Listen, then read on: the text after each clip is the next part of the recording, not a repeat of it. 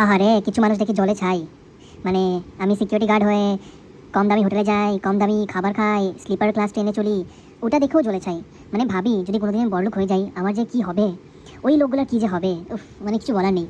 আর হ্যাঁ, সবচেয়ে main point একটাই ধরবো আমি, যে এই দেখো একজন, এই যে বৌমিতা, এটা আইফোন ছাড়া কোনোখানে ক্লিক হতে পারে না। ওহো বৌমিতা, মানে জীবনে আইফোন চোখে দেখেছিস? আইফোন? তুই তো ওই সিবিসিএস বলনেওয়ালি গাওয়ার, আনএডুকেটেড, ইলিটারেট, 15 বছরের 4-5টা বাচ্চার মা। তোর থেকে তো বেশি এক্সপেক্ট করি না আমি, কেন তুই দেখতো যেরকম বিভৎস, তোর মানে মাথা ওই ওরকমই গোবর।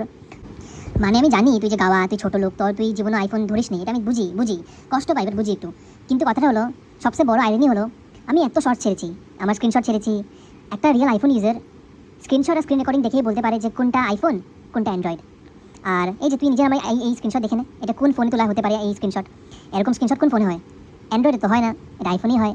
আচ্ছা, দাঁড়া, তোর জন্য আমি একদম স্পেশাল পার্ট 2 আনবো, বুঝলি বৌমিতা? তোর জন্য পার্ট 2 গরিব ব্লগ আসবে আমার খুব জলদি, আজকের মধ্যেই আসবে আই গেস। বাট আজকে যদি না দিতে পারি কালকে দিব, কারণ আজকে আবার আমার ডিউটি আছে, তখন নাইট শিফট, সো ওইটা করতে যাই, একটু সিকিউরিটি গার্ডটা করে গিয়ে পয়সাও লাগবে তো এত গরিব লাইফস্টাইল লিড করার জন্য। So tata, bye bye. তোর জন্য পার্ট 2 আসছে আমার, স্পেশালি তোর জন্য বৌমিতা।